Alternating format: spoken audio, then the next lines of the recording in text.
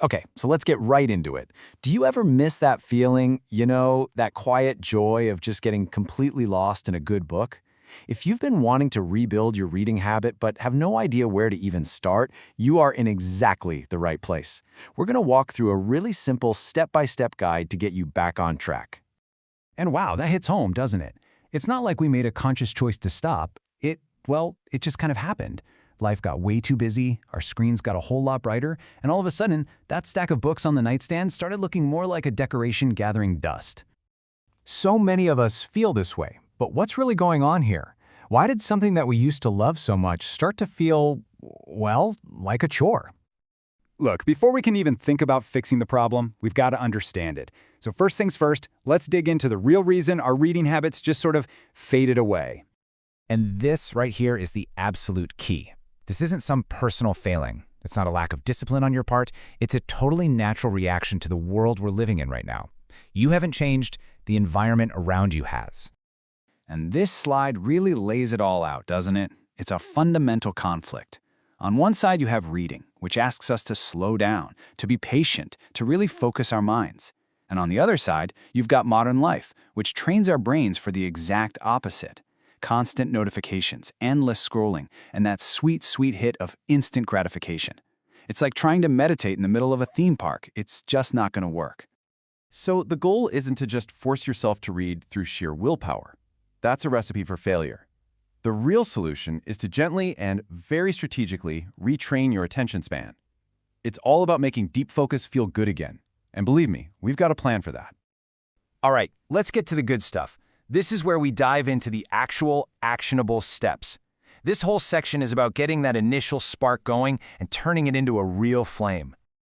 The very first goal is not to go out and tackle some 800-page classic. No way. The goal is to get a win and get it fast. You need to pick a book you can finish relatively quickly to remind your brain of that awesome I did it feeling. Seriously, momentum is everything at this stage. And here are two perfect examples of what I'm talking about. Atomic Habits is just brilliant for this because the entire book is literally about the power of small wins, and it's written in these short, super digestible chapters. Or if you want something with a bit more of an edge, The Subtle Art is fantastic. It's raw, it's honest, and it cuts through all the noise in a way that's incredibly engaging and really easy to fly through. Okay, so once you've got a little bit of that momentum going, the next step is to re-engage your heart. And the key to that? Stories. Great stories have this magic ability to just bypass our logical, easily distracted minds and speak directly to our imagination and our emotions. And The Alchemist is a perfect example of this. It's a classic for a reason, It's a simple, beautiful story that feels more like a fable, and it just pulls you in without any effort. And for a more modern choice, The Midnight Library is fantastic. It's built on this captivating what-if idea that makes you completely forget you're even trying to focus. The story literally does all the work for you. So, now that your reading engine is all warmed up, it's time to start giving it some high-quality fuel. This part is all about moving from just reading again to reading things that are going to challenge you and really expand your mind. See, with your focus starting to come back, you can begin to feed that natural curiosity that's probably been lying dormant for a while. This is about choosing books that introduce you to big, exciting ideas that make you see the world and maybe even yourself in a totally new light.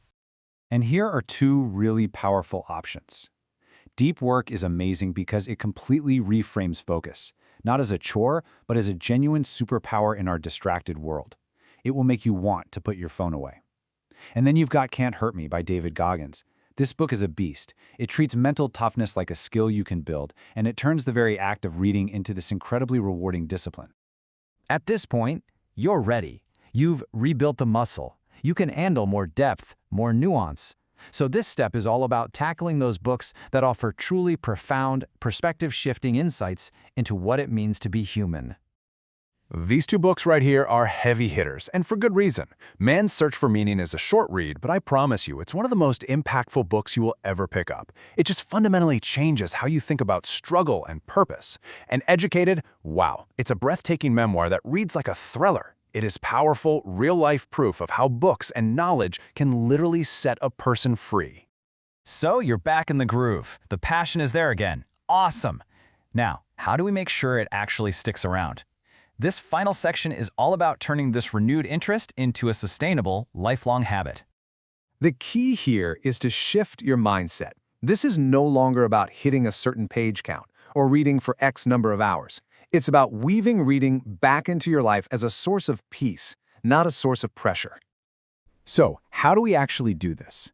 Well, it all starts with creating a small, enjoyable ritual. This isn't about forcing it, it's about inviting it. Set the mood for yourself. Find that quiet corner, that super comfy chair. Maybe grab a cup of tea.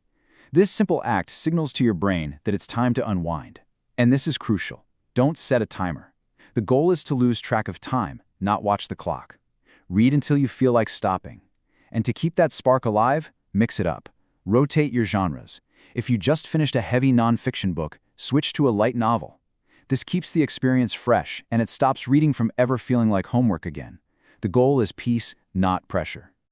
And just to make sure you never run out of amazing things to read, here's a little bonus list of books that are absolutely perfect for keeping that intellectual and emotional curiosity firing on all cylinders.